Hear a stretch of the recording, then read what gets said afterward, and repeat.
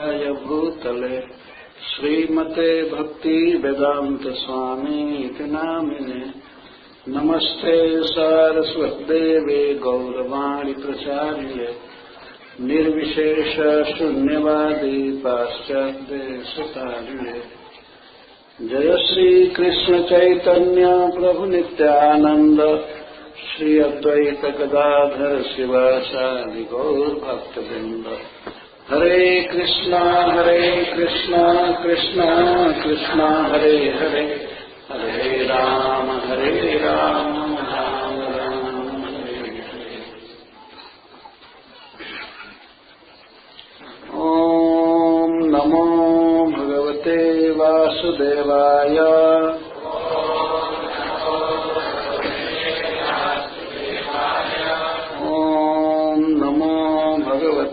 वासुदेवाय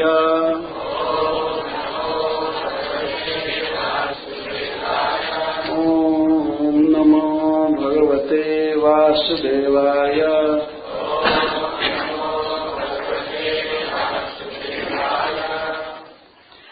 एवं साधारणं देहम् अव्यक्त प्रभवोदय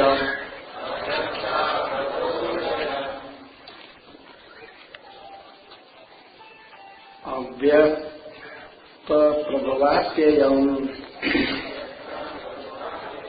को विद्वान् आत्मसात् कृत्वा हन्ति जन्तुं विपेशतः एवं इस प्रकार साधारण सबका देहम ये देह सबका है और किसी का नहीं है। अव्यक्त प्रभवाप्ययम् जन्म के पहले ये अव्यक्त रहता है और मृत्यु के बाद ये अव्यक्त में समा जाता है। तो ऐसा कौन समझदार व्यक्ति होगा जो इसको अपना मानेगा और इसके पालन पोषण में जीवों की हत्या करेगा। श्री नारद जी नलकूबर और मणिग्रीव को साथ देते हुए बोले, नलकूबर और मणिग्रीव कौन है अब रोज रोज नहीं बताना पड़ेगा। एक सीरियल में कथा हो रही है तो कल जहां तक हुई थी वहां से चालू हो रहा है। नलकूबर और मणिग्रीव ये कुबेर जी के पुत्र हैं। कुबेर जी एक लोकपाल है, 8 लोकपाल हैं, सूर्य, इंद्र, वरुण, यमराज, कुबेर है उसमें एक। तो ये जीवों का पालन करते हैं, संसार में बहुत बड़े बड़े पदों पर हैं। कुबेर जी सबसे धनी देवता हैं। इनके 2 पुत्र थे, नलकूबर और मणिग्रीव। चूंकि कुबेर जी में और भगवान शिव में मित्रता रहती है,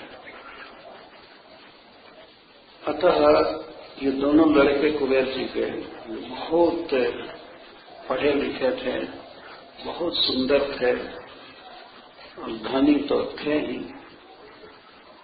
तो जब इन्हें शिव जी का अनुचर होने का सौभाग्य मिला तो बहुत तृप्त हो गए, घमंड में हो गए कि संसार के जो ईश्वर हैं उनके हम एसोसिएट हो गए, अनुचर हो गए। इस पृथ्वी पर देखते हैं कोई राष्ट्रपति का, प्राइम मिनिस्टर का आदमी हो जाए तो उसका भी पैर जमीन पर नहीं पड़ता है, कितना अपने को अभिमान में कर लेता है। ये तो देवताओं में सबसे धनी देवता कुबेर जी के पुत्र थे। और जन किसके बन गए? महेश्वर के, भगवान शिव के, महाईश्वर। इसीलिए ये बहुत घमंड में हो गए। रहते थे कैलाश में, लेकिन कैलाश में इनका जो दुराचार था आप लोगों ने कल सुना। तो श्री नारद जी आए वहां गंगा जी के तट पर, जहां ये विहार करते थे, कुछ देवांगनाओं के साथ जल क्रीड़ा कर रहे थे और वन में भ्रमण कर रहे थे। मनमाना गीत गाते थे, कोई सदाचार नहीं, कोई मर्यादा नहीं, कुछ भी नहीं।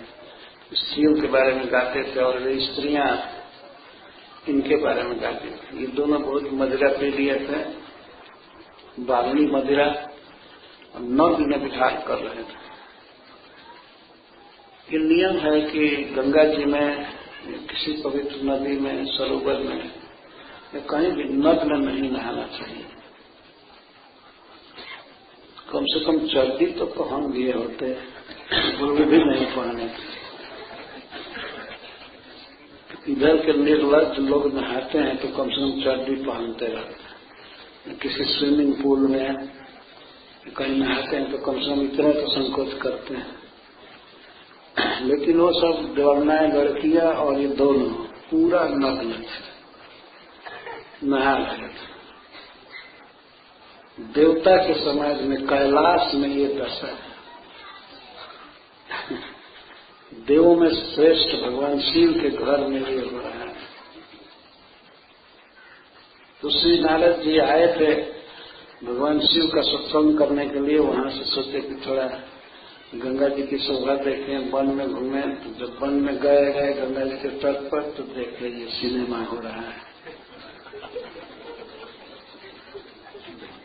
देख करके दंग हो गए। तो स्त्रियां तो नारद मुनि से डर गई कि साथ दे दे हम भस्म हो जाएंगे। तो वे तुरंत जल से निकली। उनको लज्जा भी हुई कि एक साधु के सामने हम इस तरह से नग्न हैं। तो तुरंत अपना अपना साड़ी पहन ली, साड़ी को लपेट लिया किसी तरह से, अपनी लाज बचाया। और ये दोनों जल में खड़े रहे, ये नहीं पहने बस। दोनों बारणी मदिरा पी लिए थे। एक तो मत थे और दूसरा कारण था श्री मत से अंधे हो गए थे, धन के घमंड में अंधे थे। ये नारद जी का कुछ क्या नहीं किया। तो श्री नारद मुनि इनके हित के लिए इनका देव शरीर छुड़ा करके इनको वृक्ष योनि में जाने का शाप दे रहे हैं। तो शाप देने के पहले वे कुछ प्रवचन किए हैं, जिसका कुछ अंश कल कहा गया था और शेष अंश आज कहा जाएगा। तो श्री नारद जी कहते हैं कि यह शरीर नाशवान है, चाहे देवता का शरीर हो चाहे मनुष्य का, सब अपने अनुसार नाशवान है। और थोड़ा ज्यादा दिन जीते हैं, मनुष्य कम दिन जीता है, लेकिन शरीर तो छोड़ना ही पड़ता है।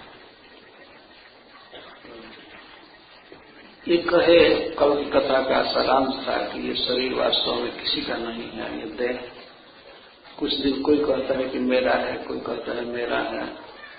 पिता कहता है कि हमने जन्म दिया है, हमारे बीज से जन्म लिया है इसलिए मेरा है। माँ कहती है कि मेरा है, कभी कोई नाना कहते हैं कि मेरा है। और कहीं नौकरी करे तो लोग कहेंगे कि हमारे स्टाफ है, हमारा है, हमारा है। कोई एम्प्लॉयर है, काम देता है तो कहता है कि मेरा शरीर है। और कोई इसको वेतन देकर खरीद लेता है तो कहता है मेरा है। पत्नी कहती है मेरा है, भाई कहता है मेरा है। वास्तव में शरीर साधारण है। साधारण का अर्थ होता है ये पब्लिक प्रॉपर्टी है। कोई कुछ दिन यूज किया, कोई कुछ दिन यूज किया, है ना। जो पब्लिक प्रॉपर्टी मतलब सरकार की है, तो उस पर कोई भी खेलता है, कूदता है। इस तरह से एक व्यक्ति का शरीर है ये निश्चित नहीं किया जा सकता है। महाराज जी ये कहते हैं किसका शरीर कहा जाए? जो मां जन्म दी है क्या उसका शरीर है? नहीं। पिता का शरीर है? नहीं। क्या पत्नी का शरीर है जो इस शरीर को खिलाती है, पिलाती है, सुख देती है, उसका है क्या? नहीं। अंत में शरीर किसके काम आएगा? अग्नि के काम में आएगा। अग्नि इसको अपनी लपटों में जला करके राख कर देगा। तो क्या अग्नि का है? क्या कुत्तों का है जो इसे चीख चीख कर खा जाएंगे? या गिद्ध का है, सियार का है? देखा जाए तो थोड़ा थोड़ा हक सबका है, किसी का एक्सक्लूसिव पूरा पूरा हक नहीं है इसका। तो अंत में प्रश्न होता है क्या जीव का है, आत्मा का जो इस शरीर के भीतर आत्मा है क्या उसका ये देह है? उसका भी नहीं। और उसका होता तो इसको ये नरक में क्यों भेजता है? ये शरीर आत्मा का भी नहीं है। जो आत्मा इसको नहलाता है, सजाता है इस देह को, वास्तव में आत्मा ही इसकी सेवा कर रहा है। आत्मा शरीर में है तो चेतना है, तो इसको साबुन लगाना, धोना, कंघी करना, बैतून करना, कपड़े पर आयरन करना, मालिश करना, देह का ये सब होता है। कौन करता है? आत्मा। जो आत्मा इस देह से परे है लेकिन इसमें चेतना शक्ति का विस्तार करके इसकी सेवा करता है, सजाता है। तो क्या आत्मा का ये देह है? नहीं। आत्मा एक दिन इस शरीर को छोड़कर चला जाता है, वो शरीर भी छोड़ देता है आत्मा को। तो जो माया में बद्ध लोग हैं उन लोगों को, जीव को शरीर छोड़ता है, शरीर ही छोड़कर गिर जाता है। वे शरीर को नहीं छोड़ना चाहते हैं। जीवात्मा शरीर को नहीं छोड़ना चाहता है, क्योंकि शरीर जब रोगी होता है, बूढ़ा होने लगता है, तो बेचारा जीव चिंतित होता है कि इसको दवाई दे, इसको ठीक रखें। लेकिन अब तो गिरना चालू हो गया। भागवत में कहा गया है कि शरीर ही आत्मा को छोड़कर चला जाता है, गिर जाता है। न बेचारा आत्मा लाचार होकर के क्या करे, अब जब गिर गया तो शरीर से दूसरे शरीर में जाता है। लेकिन जो उच्च कोटि के महात्मा होते हैं वे शरीर छोड़ते हैं, शरीर को छोड़ देते हैं। लेकिन अन्य सबके लिए तो यही नियम है कि शरीर ही गिर जाता है, आत्मा नहीं छोड़ना चाहता है। कितना भी शरीर बूढ़ा हो जाए, 99 वर्ष का बूढ़ा हो जाए, फिर भी आत्मा सोचता है इसी में जीऊंगा, इसी में जीऊंगा, यही ठीक है। पर शरीर साथ देगा नहीं, ये तो गिरेगा। चाहे आत्मा लाख अटैच्ड हो इसमें, लेकिन शरीर छोड़ देगा। है ना? कौन जीवात्मा है जो शरीर को छोड़ना चाहते हैं? कोई नहीं। सभी चाहते हैं इसी में हम रहें, इसी में रहें, इसी में रहें। और इसके चलते गांव घर में भी ममता हो जाती है कि हम यहाँ के, हम यहाँ के हैं। हमारे गांव में एक व्यक्ति थे, उनकी मरने की दशा थी, बिल्कुल वृद्ध थे। उनका दर्शन करने हम लोग गए थे, तो हमने कह दिया आपको चाहिए कि आप काशी भी जाएं, शरीर छोड़ें गंगा जी के तट पर। तो वो क्या कहते हैं, ना ही सबसे बढ़िया अपन घर बा, सबका मुंह देख के मरब, ये ठीक लगा। मुंह देखने की शक्ति नहीं थी, क्योंकि आंख से दिखाई नहीं पड़ता था, फिर भी सबका मुंह देखकर मरेंगे, सब लोग रोएंगे तो इसको और ममता उमड़ेगी, नरक में जाएगा, लेकिन घर पर ही मरेंगे। ऐसा कहा गया है कि क्षत्रिय को सदा युद्ध में मरना चाहिए। अगर वो बेट पर घर में मरता है तो नरक में जाता है। और ब्राह्मण को हमेशा तीर्थ में मरना चाहिए, भगवान के धाम में भगवान की भक्ति करते हुए शरीर छोड़ते। घर पर मरना दुर्गति का कारण है। घर पर मरेंगे, भूत प्रेत होकर के जो जीवित रहेंगे उनको भी तंग करेंगे। भगवान के धाम में शरीर छूटता है तो मुक्ति हो जाती है। वैष्णवों के समाज में भगवान का नाम सुनते हुए शरीर छोड़ते हैं। लेकिन इस शरीर में इतनी ममता है, कोई भी व्यक्ति इसको छोड़ना नहीं चाहता, कोई भी हो। अगर किसी सुअर को कहिए कि हम आपको देवराज इंद्र बना देंगे, शरीर छोड़ दो, सुअर कहेगा नहीं नहीं, उनको इंद्रखंड से कोई मतलब नहीं, इसी में ठीक। एक बार की सत्य कथा है, देवताओं के गुरु बृहस्पति जी ने रंज होकर के इंद्र को शाप दिया, तुम सुअर हो जाओ। इंद्र देवता जो स्वर्ग के राजा हैं वो सुअर बन गए। उनके कई बच्चे थे छोटे छोटे और सुअरी भी थी। कुछ दिन के बाद ब्रह्मा जी आए, इंद्र का पद खाली है, तो पता लगा कहाँ गए, तो सुअर बने हुए। तो ब्रह्मा जी गए बुलाने के लिए इंद्र को कि चलो तुम्हारा बहुत एग्जाल्टेड पोस्ट खाली है, चलो वहां स्वर्ग के राजा बनो।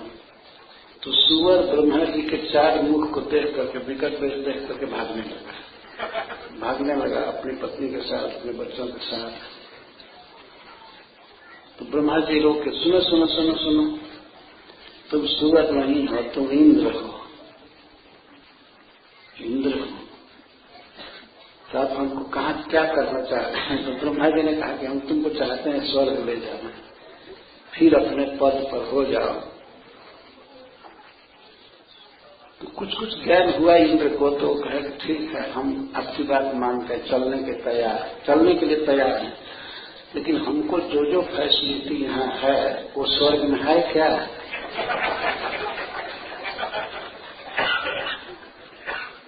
दो सुविधा चाहिए ना, पहले अकोमोडेशन चाहिए और इसके बाद फूड चाहिए, दो तो पहले जरूरी है। तो ब्रह्मा जी से पूछे, साफ बोला है। उस सुअर बने हुए इंद्र बोले, हमारे लिए वहां घर है,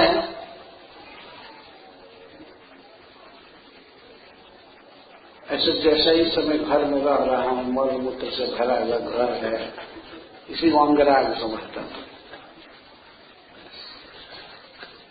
ऐसा खोभार मेरे लिए है, सुअर के घर को खोभार कहते हैं भोजपुरी में, खोभार। ऐसा घर है? तो ब्रह्मा जी ने कहा ऐसा घर तो स्वर्ग में भी नहीं है। तब हम वहां जाकर के बिना घर के मरेंगे? हम नहीं जाएंगे। अच्छा ठीक है, घर भी नहीं है और हमारे भोजन की व्यवस्था है वहां, कैसा भोजन? हम जो इस समय खा रहे हैं वो चीज स्वर्ग में है? ब्रह्मा जी ने कहा नहीं नहीं, देवताओं के तो मल मूत्र होता ही नहीं है। जैसे वृक्ष खाता है लेकिन इसमें ये कभी टॉयलेट नहीं जाता है, पेड़ पौधा कभी जाते नहीं। देवताओं का शरीर तो वैसे भी सूक्ष्म है, तो उनके शरीर में न मल है, न मूत्र है, न पसीना है, होता ही नहीं। कोई ठोस चीज खाते भी नहीं है। अगर रोटी भात खाएं तो मल का सृजन हो, तो केवल अमृत पीते हैं, सारा शरीर में सेट हो जाता है। तब तो हम किसी हालत में नहीं जाएंगे, जब हमारा भोजन भी वहां नहीं है तो हम नहीं जाएंगे। नहीं ही गए, लेकिन अंत में श्री ब्रह्मा जी उनको दिखाए कि किस तरह से इंद्र हैं, इंद्र पद पर रहते हैं, तब जाकर के राजी हुए। जिस शरीर में आदमी रह रहा है उसी शरीर में ममता रहती है।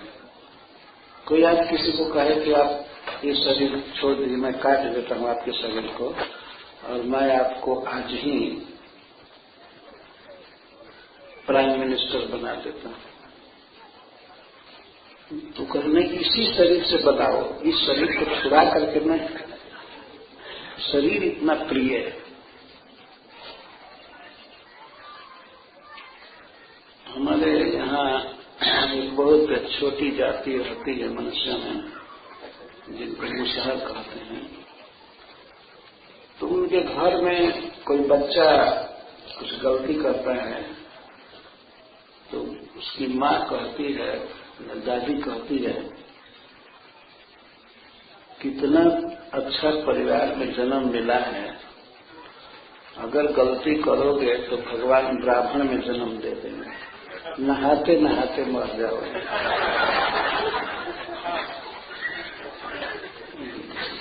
तो इस समय ऐसी जाति में जन्म दिए हैं कि नहाना नहीं पड़ रहा है, तो नहाना एक पनिशमेंट समझती है स्त्री। अगर गलती किए तो भगवान ब्राह्मण में जन्म दे देंगे, 3-3 बार नहाना पड़ेगा, नहाते नहाते मर जाएगा।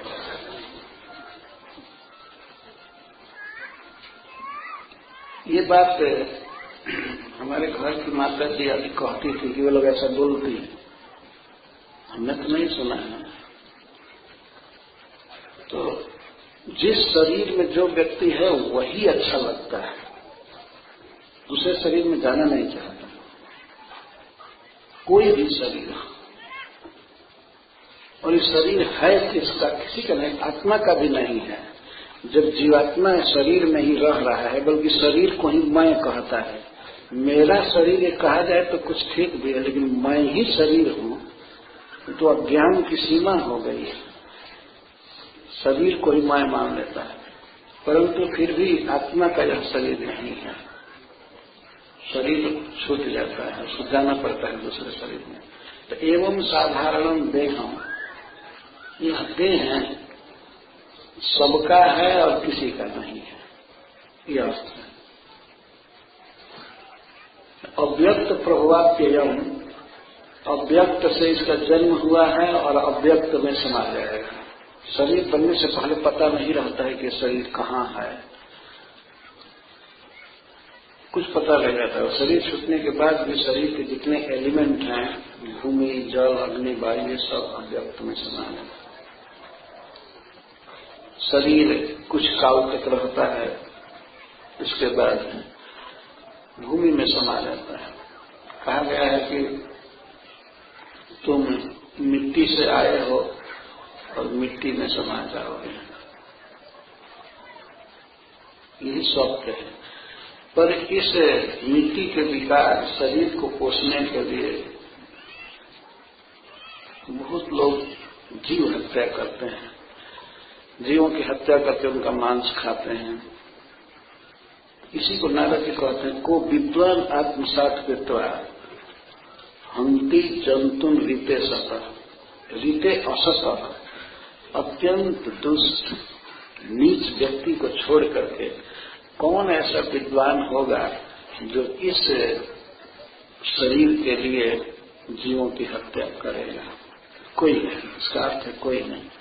यदि विद्वान है, समझदार है, तो इस टेम्पररी शरीर के लिए वो दूसरे जीवों को दुख नहीं देगा, जी लेगा। भगवान की जो व्यवस्था है खाने पीने की, पहनने की, उसी से जी लेगा, लेकिन जीवों की हत्या नहीं करेगा।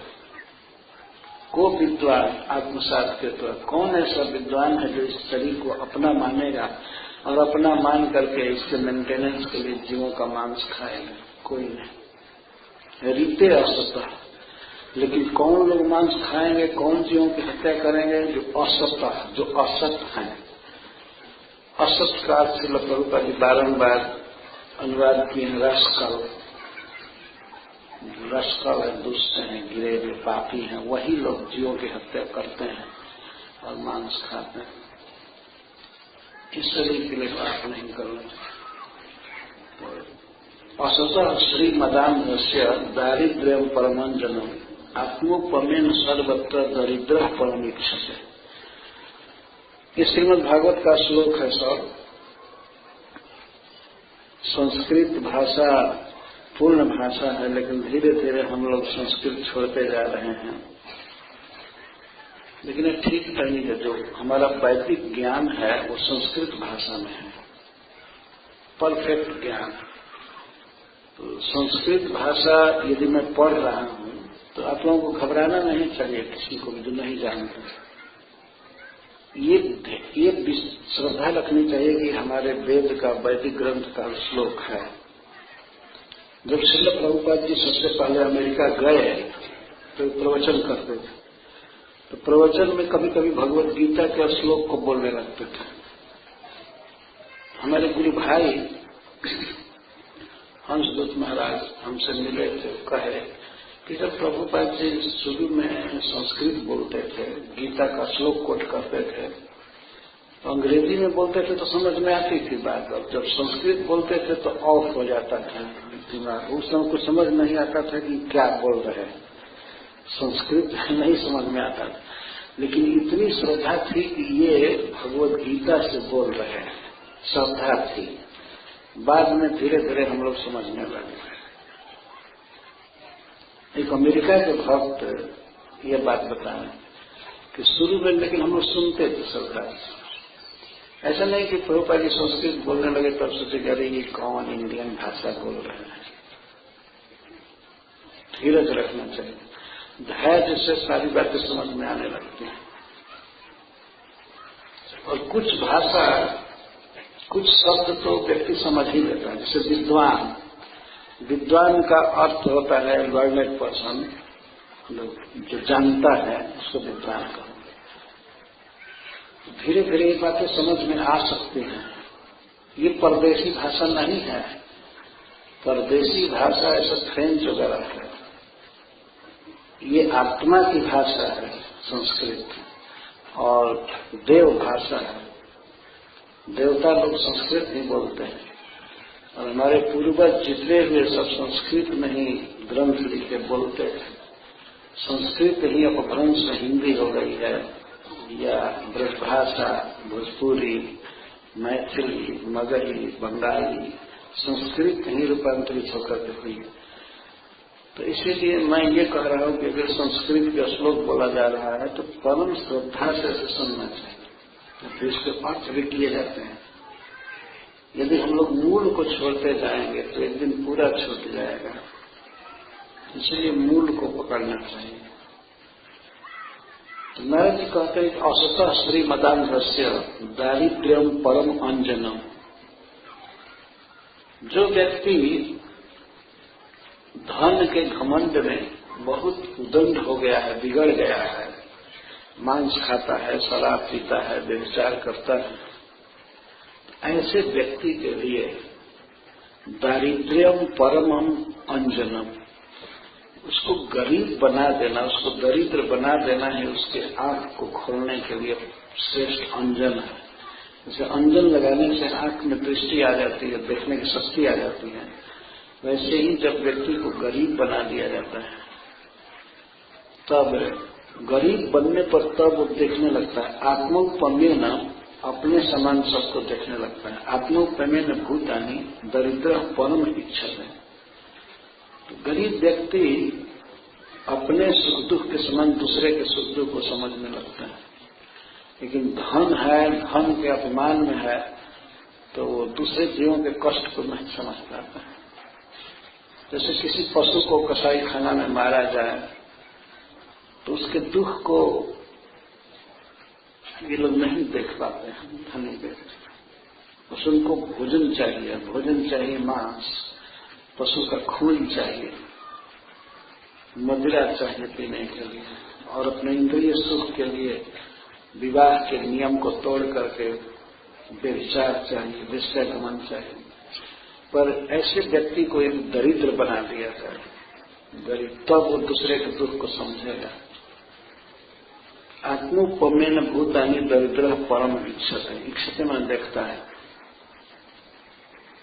जो दुष्ट व्यक्ति है, धन के मद में अंधा हो गया है, उसकी आंखों को खोलने के लिए श्रेष्ठ अंजन है उसको दरिद्र बना देना। तब आंख खुल जाती है।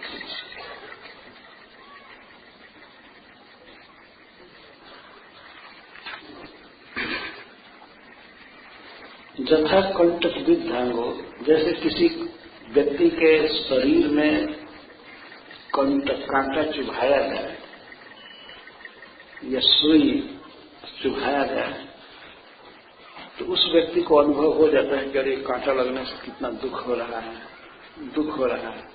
तो वही कांटा या वही सुई किसी दूसरे को चुभाया जाए तो उसका मुख विकृत होगा, वो हाय हाय करेगा, रोएगा। तो उसकी उस दशा को देख करके वो व्यक्ति समझ जाएगा उसकी व्यथा को। जिसको पहले सुई चुभाया गया है, कांटा धंसाया गया है, तो व्यक्ति समझ जाएगा। एक बार उसको दुख हुआ है तो समझ जाएगा उसको भी दुख हो रहा है। लेकिन जिसको कांटा कभी चुभा नहीं, सुई कभी गड़ी नहीं, वो दूसरे के दुख को नहीं समझ सकता है।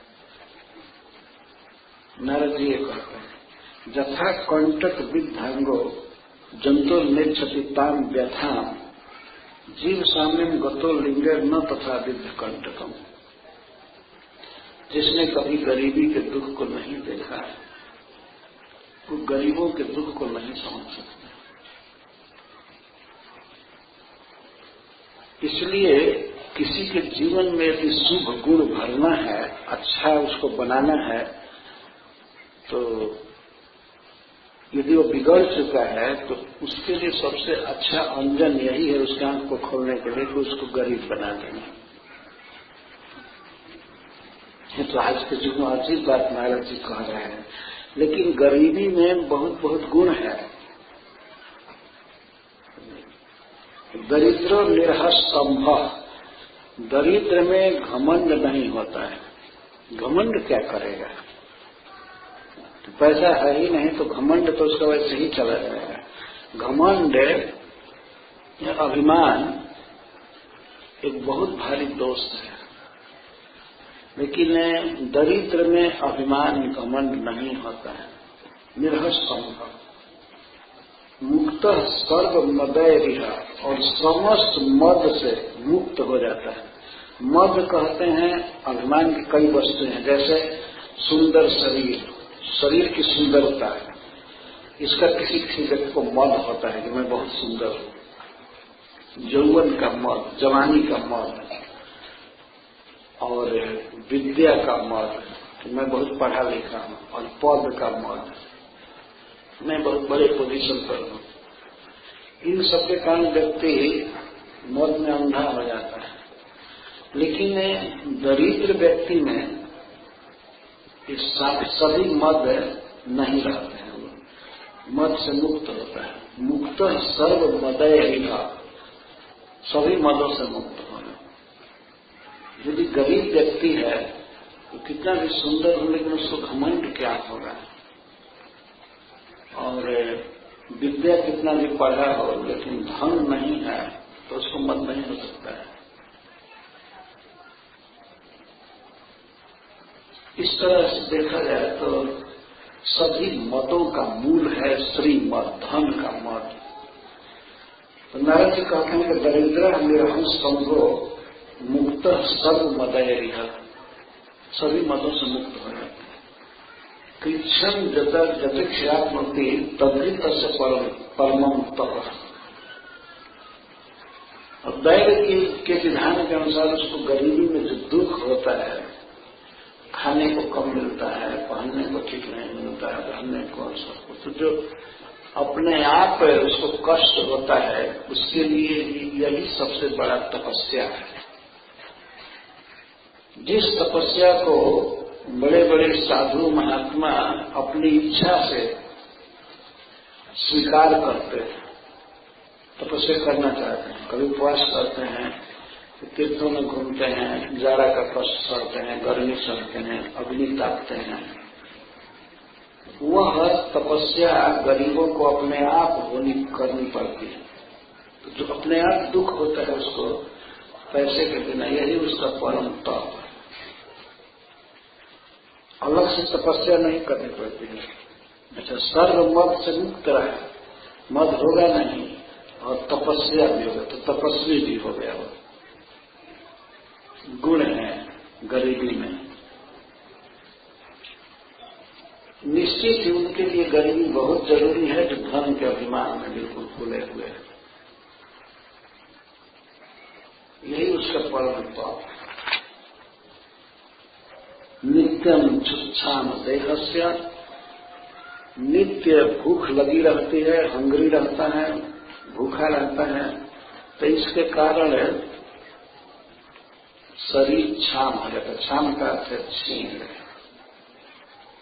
जब अच्छा अच्छा खाने को नहीं मिलता है तो शरीर क्षीण हो जाता है नित्य ही।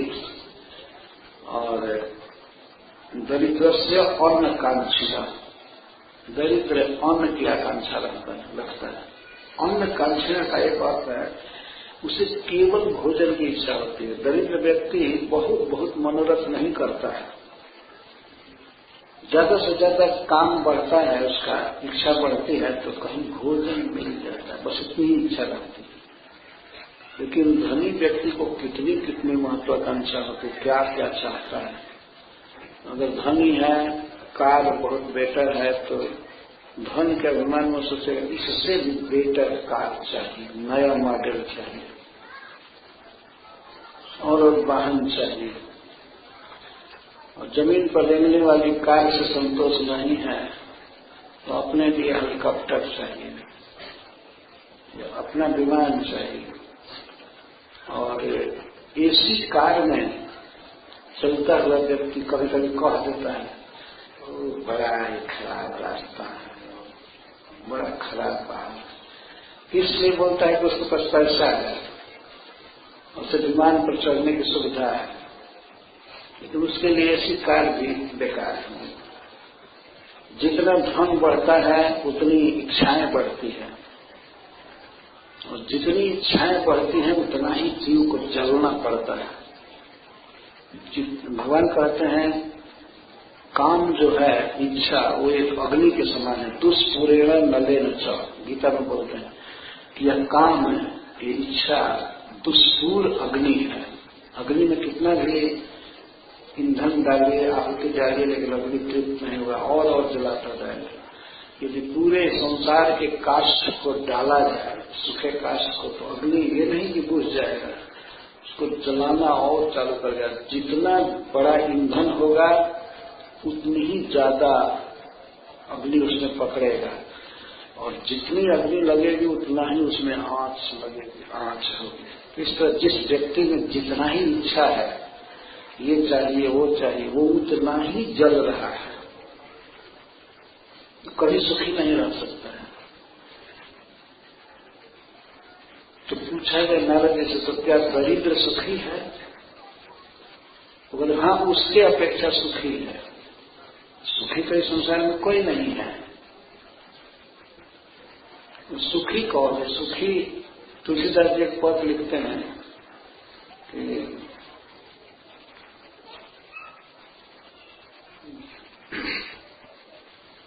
पद के शुरू याद नहीं आ रहा। राजा कहे महाराजा सुखी, महाराजा कहे सुख इंद्र को भाई। इंद्र कहे चतुरान सुखी, चतुरान कहे सुख विष्णु को भाई। एक साधारण राजा कहता है कि हमसे ज्यादा सुखी महाराजा है, बड़ा राजा। और महाराजा कहता है कि हमको क्या सुख है, सब सुख इंद्र को है। इंद्र से पूछा जाता है आप सुखी है? तो नहीं, हमको कोई सुख नहीं, सुख तो ब्रह्मा जी को है, चतुरानंद को। चतुरानंद से पूछा गया आप सुखी है? तो नहीं, हमको कोई सुख नहीं, सुख भगवान विष्णु को है। तुलसीदास विचार कहे हरि भजन बिना सब जीव दुखाए। तुलसीदास जी कहते हैं मैं बिल्कुल विचार करके ठोस कह रहा हूं कि बिना हरि के भजन के सब दुखी है। सुख है तो भगवान के भजन में है। हरे कृष्णा कृष्णा कृष्णा हरे हरे, हरे राम राम राम हरे। वैसे कह देते हैं कि सब ठीक है, तो किसी से पूछिए क्या समाचार है तो सूत्र बोल देगा कि सब ठीक है, और व्याख्या जब करेगा तो अनेक दुख बताएगा। एक बार कह देगा हाँ सब ठीक है, ठीक है, और इसके बाद ये दुख हो दुख, ये दुख हो, कोई सुखी नहीं है। सुखी वह व्यक्ति है जो भगवान का नाम जपता है, भगवान को प्रणाम करता है, भगवान का प्रसाद खाता है, भगवान का कीर्तन करता है, भगवान के बारे में पढ़ता है, वो सुखी है। लेकिन भोगों के जो आवेश में है उस होता है ये चीज की कमी है, इसको मंगाए, इसको कमी है, इसको मंगाए, इसको कमी है, ये मंगाए। कमी कभी पूरी नहीं होगी, शरीर पूरा हो जाएगा, लेकिन कामना का अंत कभी नहीं होगा, काम लगा ही रहेगा। कुछ लोग तो इस पृथ्वी के सुख से संतुष्ट नहीं है, तो वो चंद्रमा पर जाना चाहते हैं, और चंद्रमा पर जाने का मनोरथ करते करते कितने लोग मरकर चले गए। दूसरे लोग कहते हैं हम वहां पर स्थायी रहने का बंदोबस्त कर रहे हैं, उसे चीटर हैं वास्तव में। जो कहते हैं लेकिन आप नहीं रहेंगे, आपके लड़के का लड़का उसका लड़का होगा तो वो रहेगा, और तब तक हमको आप कई $मिलियन दीजिए वो जमीन प्लॉटिंग करने के लिए। तो कितने मूर्ख ऐसे पैसे दे देते हैं, और उस आप कहते हैं कि आप नहीं रह पाएंगे, आपका पुत्र भी नहीं रह पाएगा। हो सकता है आपके पुत्र का पुत्र रह जाए, मतलब इतना देर लगेगा, तब तक हम लोग व्यवस्था कर रहे हैं। तो जो पैसा लिया है वो भी मारेगा, जो पैसा दिया है वो भी मारेगा। कौन लेने आ रहा है? चंद्रमा पर जाएंगे। श्रील प्रभुपाद जी कहते हैं कभी चंद्रमा पर नहीं गए हैं, न जा सकते हैं। श्रील प्रभुपाद जी का लेख अभी वर्तमान में एक किताब निकली है, जिसने अमेरिका के एक व्यक्ति ने सिद्ध किया है कि ये लोग चंद्रमा पर नहीं गए। तो कई कारण बताया, तो उसमें एक कारण मैं पढ़ा, बस ये कहते हैं कि हम चंद्रमा पर गए थे और वहां झंडा गाड़ करके आए और फोटो लिए, गाड़ करके झंडा को फोटो लिए, दिखा। तो पहले बयान दिए हैं कि चंद्रमा पर हवा नहीं है, लेकिन वो व्यक्ति तर्क दिया कि हवा नहीं है तो झंडा लहरा क्यों रहा है हवा। तो बात है कि इस पृथ्वी पर ही कहीं झंडा गाड़ करके उसका फोटो लिए, वीडियो बनाए और आकर के कहते हैं कि हम चंद्रमा पर झंडा गाड़े। कौन देखते गया कि तुम वास्तव में गाड़ करके आए और नहीं गाड़ करके आए? लेकिन मनुष्य इतना बोका जीव है, इतना ये कहाँ चंद्रमा पर चले गए, चंद्रमा पर चले गए, यहाँ चले गए, तो चले गए तो रह क्यों नहीं रहा है? क्यों नहीं रहा है?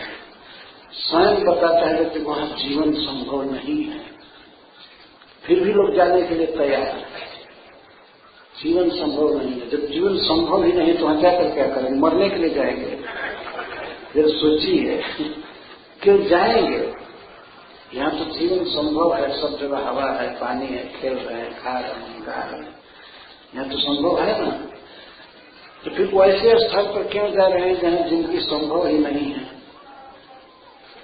यही है मूर्खता लोगों की।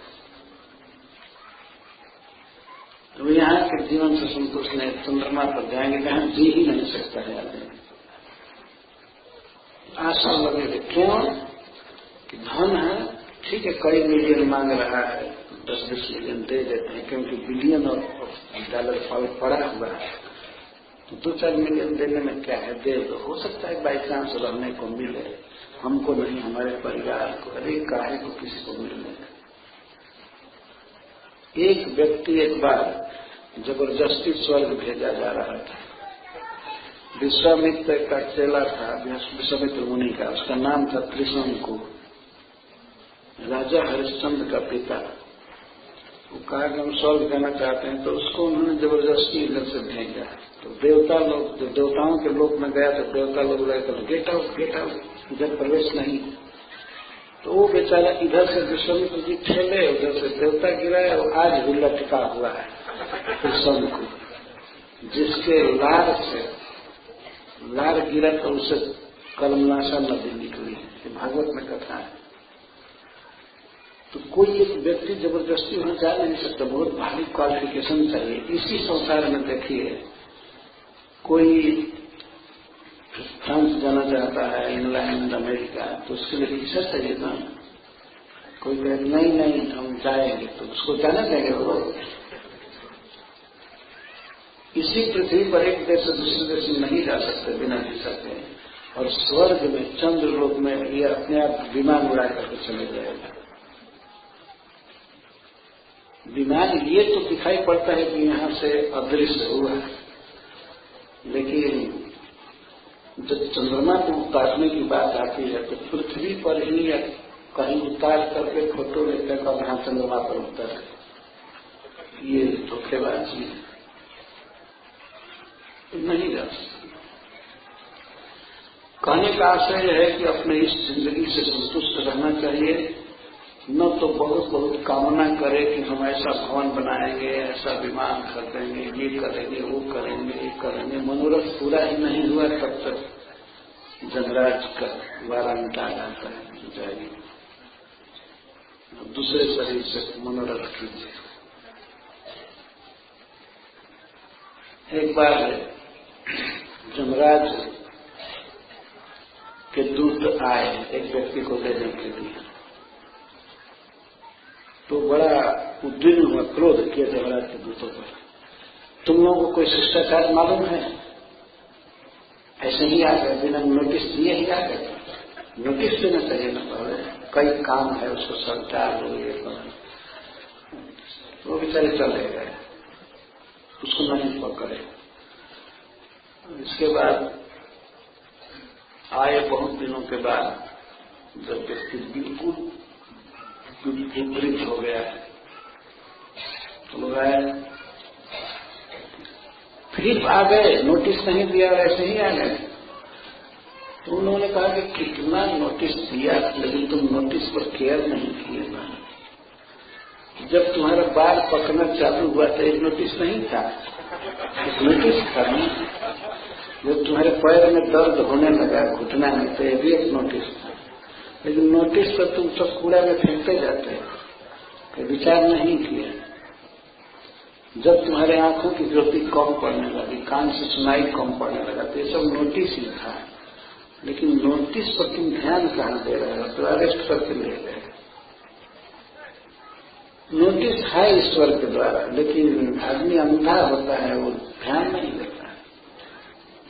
खास करके धन के अभिमान में जो व्यक्ति रहता है वो किसका नोटिस सुनता है? श्री नारायण कहते हैं कि गरीब व्यक्ति नित्य केवल एक ही कामना में रहता है, बस अन्न का, अन्नाकांक्षी, भोजन का इच्छा, और सब कामना नहीं रहती है। यदि वास्तव में किसी व्यक्ति को भूख लगे खूब जोर से, भोजन न मिल रहा हो, तो उसमें उसकी कामना एक ही चीज में रहेगी, कहीं भोजन मिले, भोजन मिले, भोजन मिले। लेकिन भोजन मिल जाए, बढ़िया से रहने लगे, तब दूसरी कामना होगी, तीसरी कामना होगी, चौथी कामना होगी।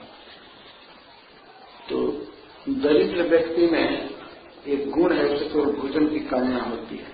शरीर क्षीण होता है, शरीर क्षीण हो जाता है तो इंद्रियों में इतनी शक्ति नहीं रहती है कि और विषय भोग करें, खाएं, पिए, देखें, सब। इंद्रियाणी अनुशुष्यन्ति, इंद्रियां सूख जाती हैं। भोजन नहीं मिलता है तो इंद्रियां सूख जाती हैं, सभी इंद्रियां। आंख से कम दिखाई देता है, कान से कम सुनाई पड़ता है, हाथ पैर भी काम नहीं करते हैं। तो उसके अनुसार उसका जो सांसारिक आवेश है, संसार को भोगने की लालसा है, वो शिथिल हो जाती है। यह गुण है दरिद्रता। नारद मुनि दरिद्रता की, गरीबी की इतनी प्रशंसा कर रहे हैं, लेकिन ये गुण है वास्तव। हिंसा अपनी नहीं बरतते हैं। गरीब आदमी किसी की हिंसा कितना करेगा, किसी की जान नहीं मार पाएगा। धनी आदमी तो मनुष्यों को भी कत्ल करवा देता है धन के अभिमान में, और पशु हत्या तो कहना ही है। लेकिन गरीब हिंसा भी चली जाती है, किसी का कुछ बिगाड़ नहीं सकता।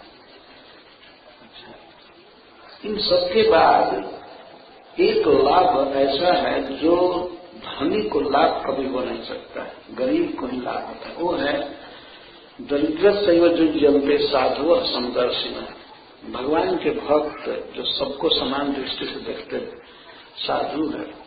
तो ऐसे साधु लोग, वैष्णव लोग गरीब के पास ही जाते हैं, नारद जी ये कहते दरिद्रश्च एवं युजंती साधव समदर्शिना,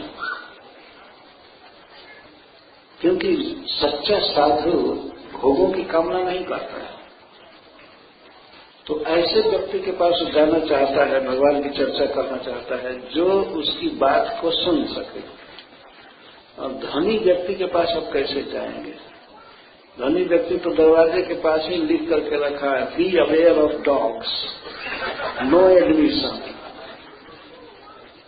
आना है तो फोन करके पहले अपॉइंटमेंट लो, ऐसा कहते हैं ना सब जगह।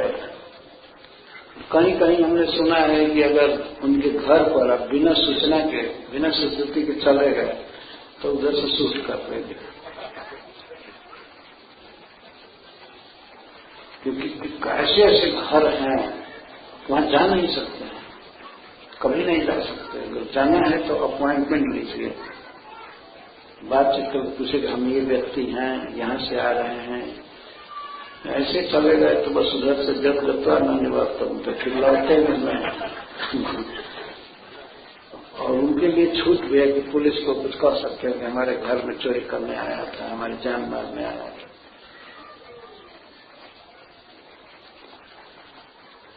हमसे कुछ भक्तों ने बताया इस बात को, कहीं कहीं नियम है कि अब नहीं जा सकते हैं बिना कुछ। तो साधु लोग भी किसके पास जाते हैं? दरिद्रस्य एवं, दरिद्र के पास ही जाते हैं।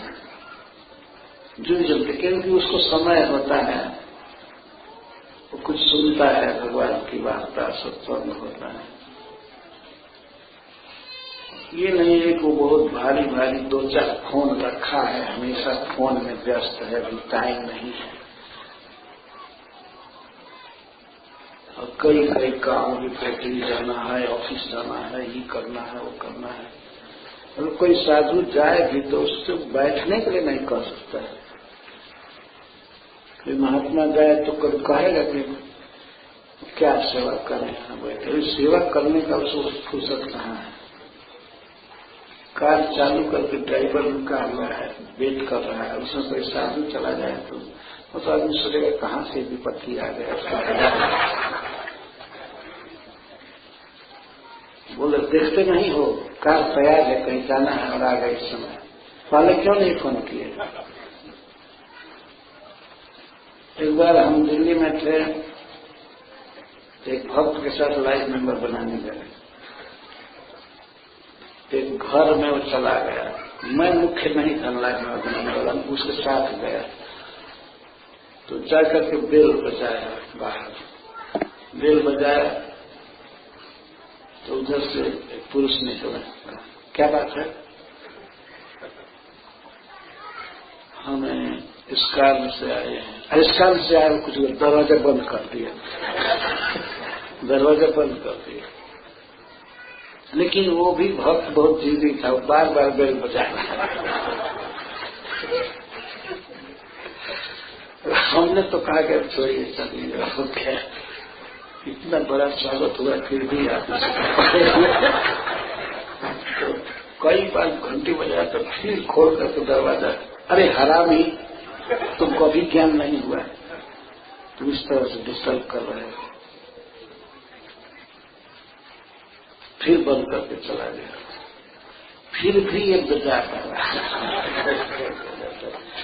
बजाता रहा, तब उसकी पत्नी आई, वो नहीं आया, पत्नी आई।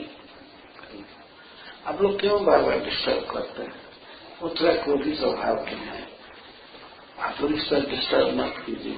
तो भक्त बड़ा चतुर था, अरे माता जी, हम आपके लिए भिक्षुक बनकर आए, कुछ भीख मांगने आए हैं, इतना क्यों उद्विग्न होती है? हम अपना घर थोड़े लूट करके ले जाएंगे, कुछ बात कहना चाहते हो तो सुनना चाहिए। तो माता जी क्या कहती है, अरे अब आप ज्यादा बात करेंगे तो पीटना चालू कर देंगे, आपसे हाथ जोड़ती हूँ, आप जाइए जाइए जाइए। तब वो बहुत तंग में चला गया। बाप रे, ये तो धनी लोगों का स्वभाव है। किसी गरीब के दरवाजे पर जाए कोई साधु, वो तो अपना भाग्य मानेगा, आई आई क्या सेवा करो, सेवा करने की शक्ति नहीं है, लेकिन भाव तो रहता है, देखा गया है। इसलिए नारद जी कहते हैं कि दरिद्रस्य एवं युजंती साधव संदर्शिना। संदर्शी साधु महात्मा लोग दरिद्र के पास ही जाते हैं और सभी क्षीरों की तम दर्शन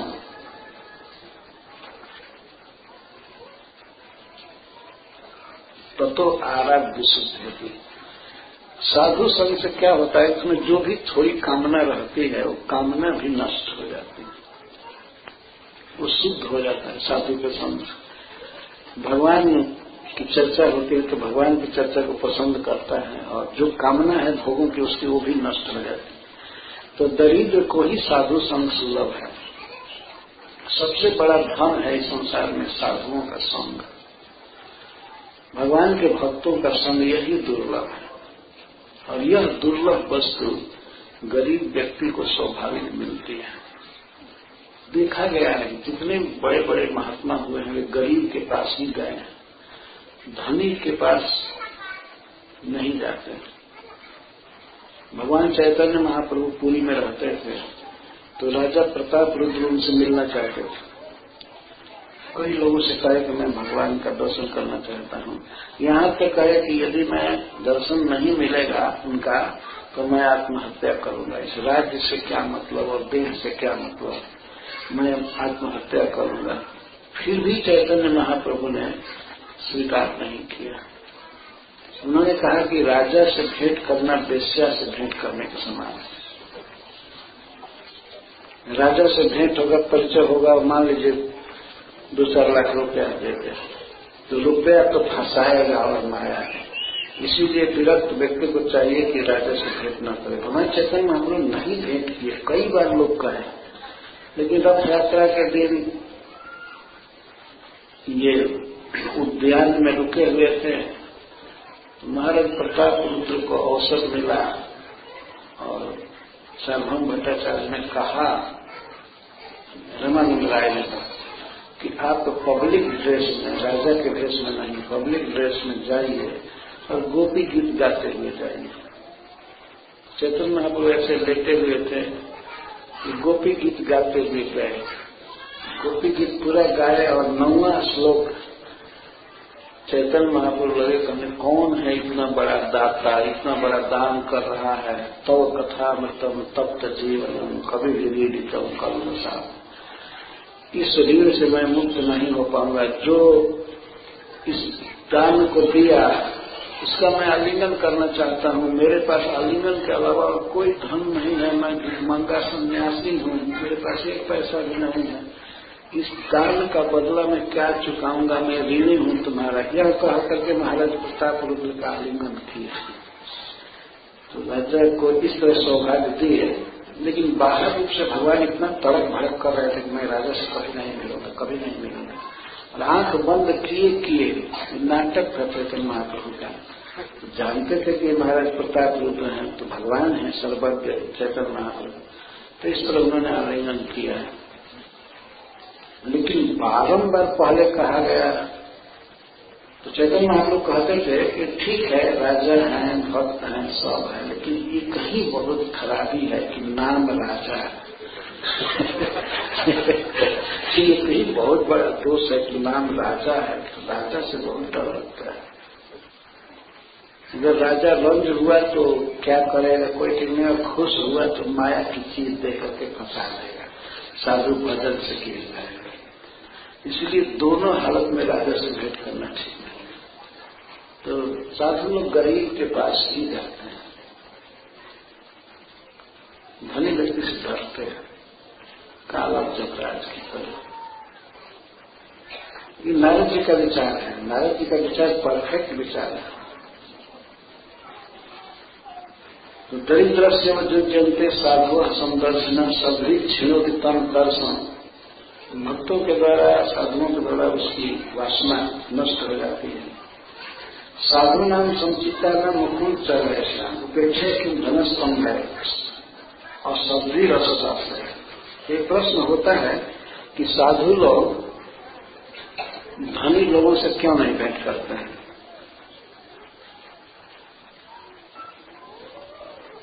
नारद जी कहते हैं कि साधु नाम समचित्ता नाम, जिनका चित्त सम है, कहीं भी वे भगवान की भक्ति देखते हैं, और जिनके हृदय में मुकुंद के चरण हमेशा बसे रहते हैं, भगवान कृष्ण का चरण कमल पकड़े रहते हैं अपने हृदय में, वे लोग उन लोग ऐसे सज्जनों को, भक्तों को इन धनियों से क्या मतलब है? धनी तो उपेक्ष है, इनकी उपेक्षा करनी चाहिए।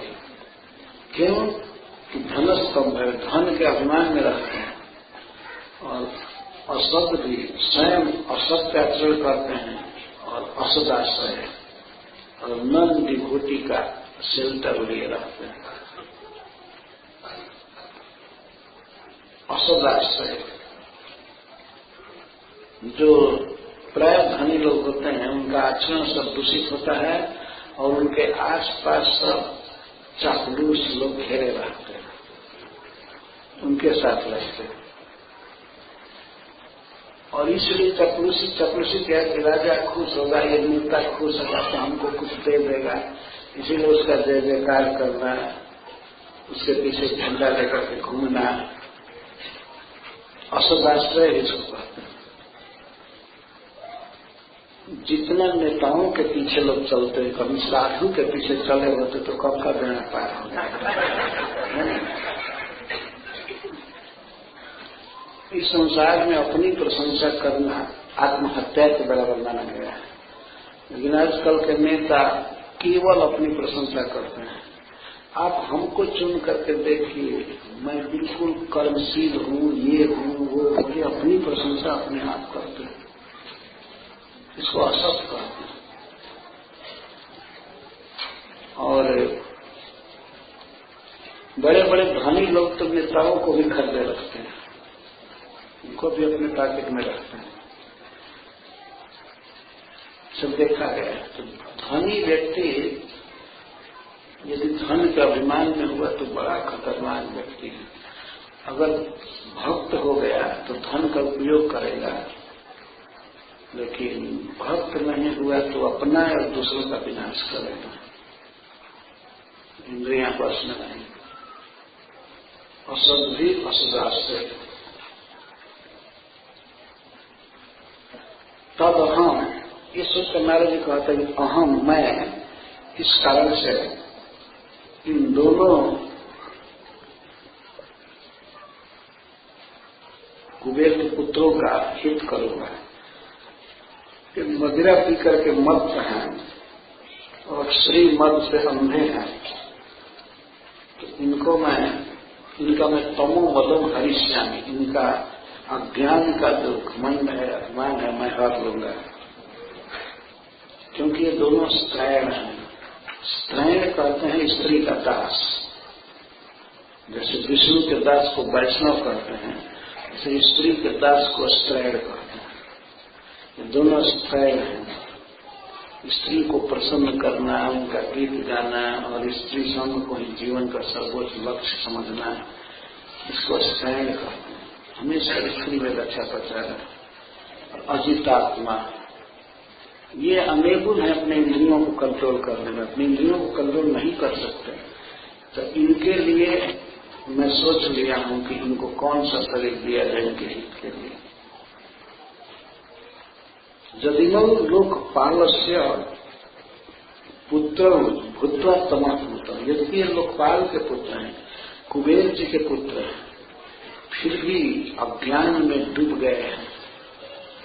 यही सबसे बड़ा अज्ञान है, समझना कि हम शराब पिएंगे, मांस खाएंगे और स्त्री संग करेंगे, बस यही बस जीवन है, इसके अलावा कुछ जीवन नहीं है। यह है तमोगुण। इतना तमोगुण में है, इतना अज्ञान में है कि न विवासम आत्मान बीजानीत सुदुर्मदो, ये भी नहीं जान रहे हैं कि हम नग्न हैं। विवासम, बिना वस्त्र के हैं, बिना दास के हैं, ये भी इनको ध्यान नहीं। इतना भूले हैं मदिरा पी करके, स्त्री के संग में है, हमको देख करके भी ये लज्जा नहीं किए, ये अपने आप को बिल्कुल भूले हुए हैं। सुदुर्मदो, अत्यंत अभिमानी में है। अतो अर्हत स्थावर का श्यातम नैवम तथात्मा, अतः ये वृक्ष होने योग्य हैं। वृक्ष होने योग्य हैं, अतो स्थावरता और वृक्ष होने योग्य हैं, पेड़ होने योग्य हैं, जिससे कि इस प्रकार की मति और ज्ञान फिर इनमें न आवे। वृक्ष में ऐसा कैसे अभिमान आए? ये तो नहीं आएगा ना कि अब हम स्त्री संग करें और शराब पिए। बेचारे वृक्ष सब पानी केवल पिएंगे, तो शराब कहां से पी सकते हैं? जिससे ऐसा पुनः न बन सके, इसके लिए सभी जरूरी है। कृपा करके नारद जी व्यवस्था कर रहे हैं, साथ दे रहे हैं। उनका हित इसी में है कि ये देवता न रहे, ये अब वृक्ष बन जाए।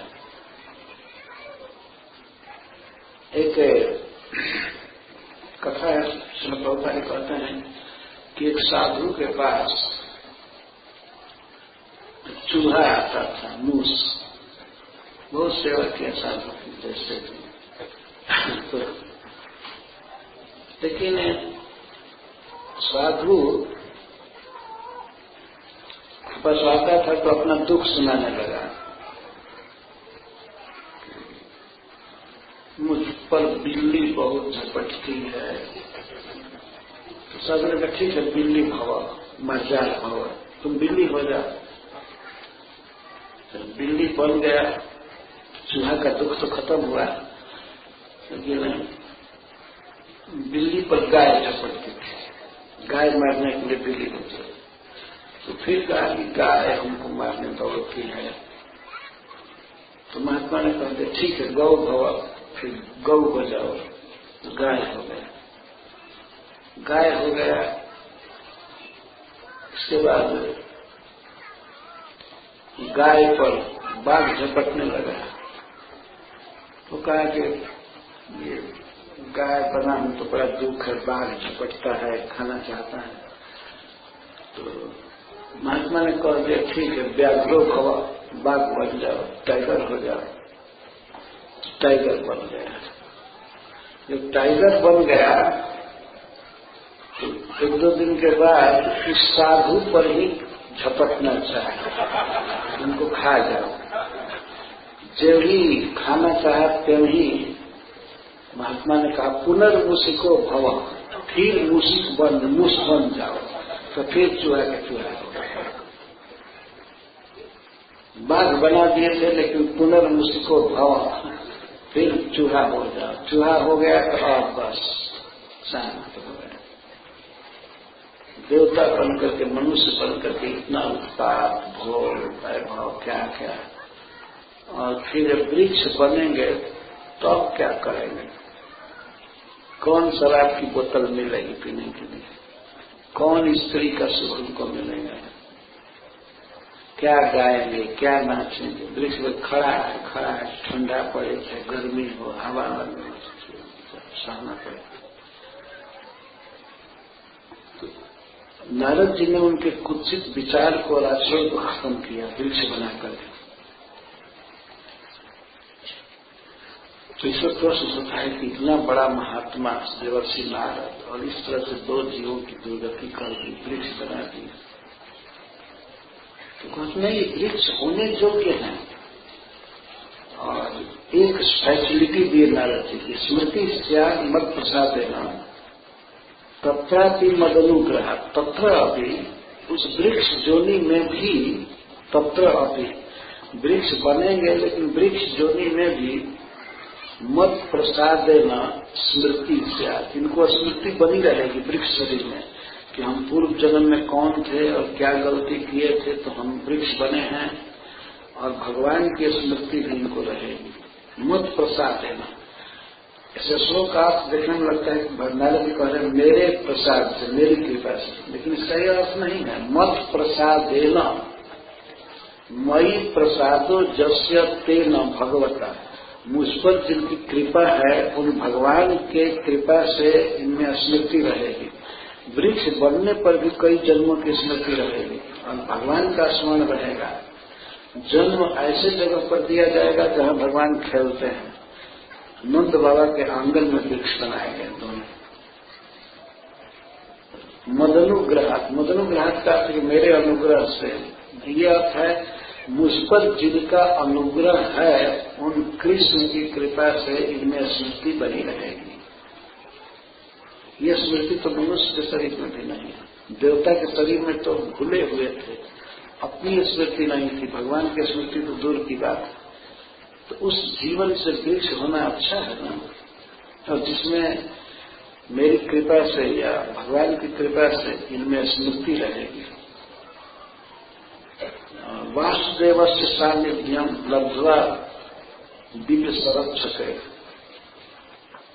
और दिव्य 100 वर्षों के बाद इनको भगवान श्री कृष्ण का सानिध्य प्राप्त होगा। देखिए ये बड़ा वरदान दे रहे हैं।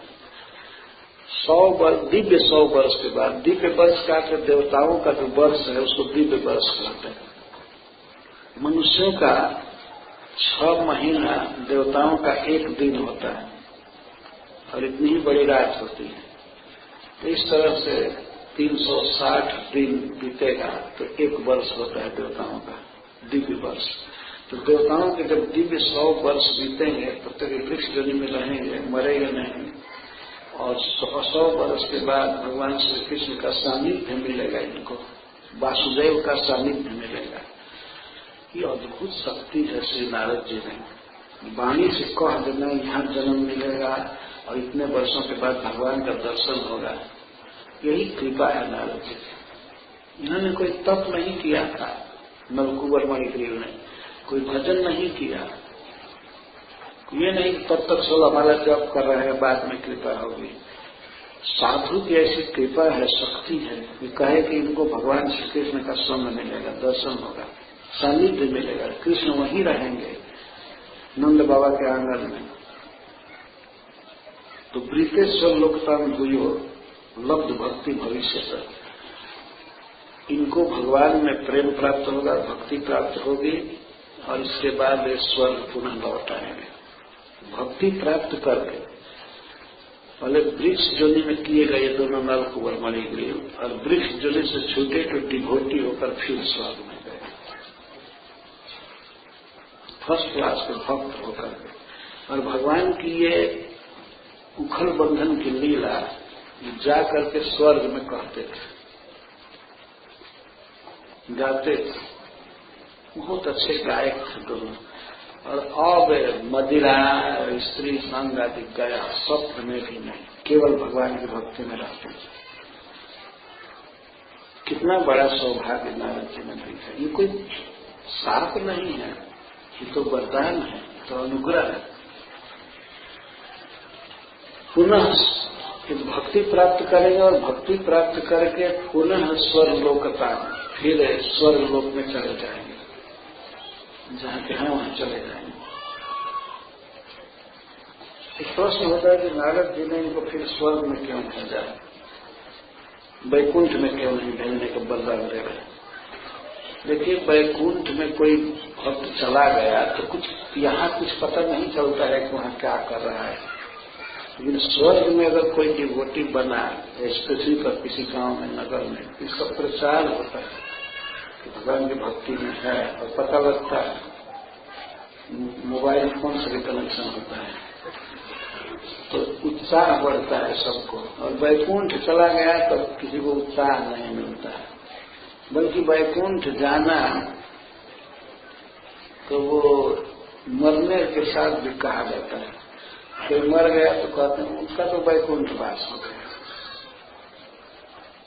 तो वैकुंठ में जाना सबसे भारी सौभाग्य है, लेकिन वहां जीव क्या कर रहा है उसकी सूचनाएं हैं, कुछ आती ही नहीं है। इसलिए भगवान ने स्वर्ग में भेजा कि स्वर्ग में जब 2 डिवोटी बनेंगे तो इसका देवता लोग भी सब भक्ति करेंगे, कथा सुनेंगे कि भगवान ने उखल बंधन में बंधे हुए हमारा उद्धार किया, ये किया, वो किया। तो कृष्ण के भक्त बनेंगे, कृष्ण की लीला गाएंगे सब।